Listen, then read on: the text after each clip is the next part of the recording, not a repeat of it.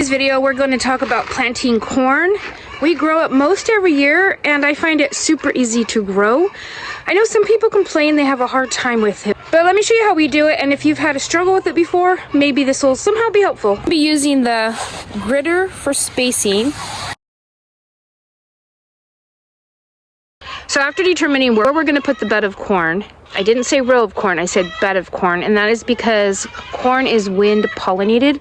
So you need to have a batch of it close together so that when the wind blows, the pollen can go from one tassel to the next and they can pollinate and the kernels can all get fully developed. I just plant it like my dad taught me. 3 kernels together, like that.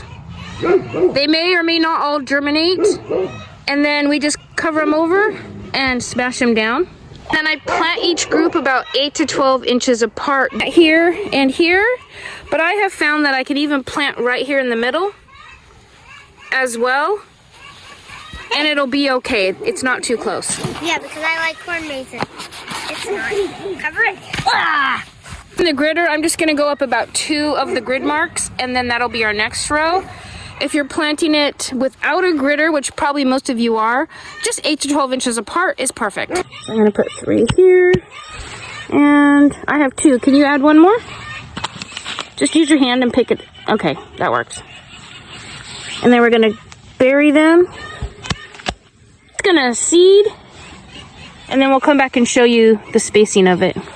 So that's what the spacing looks like. And this row will give us 72 to 109-ish ears of corn, depending on germination. And we're just gonna do one more here because we're getting close to this and this is not quite done. So I need a wider walkway over here. Otherwise, I would do a full 3 groups of corn. Let's do our second row. This is plenty wide. I didn't even have to go this wide, but since I had the space, it will be easier when it's time to harvest to walk through and get into both sides.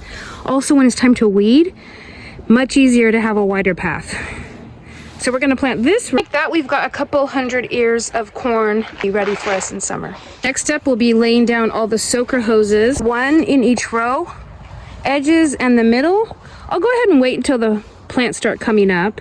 A biggie is keeping the weeds at bay. To use a hoe type of weeder and just cut the tops of the weeds heads off, because corn does have shallow roots and you don't want to be chomping down in there really deep. These work quite well. They're really fast. I've done between all the rows this week after work, just a few minutes a night while I wait for the ducks and chickens waters to fill up.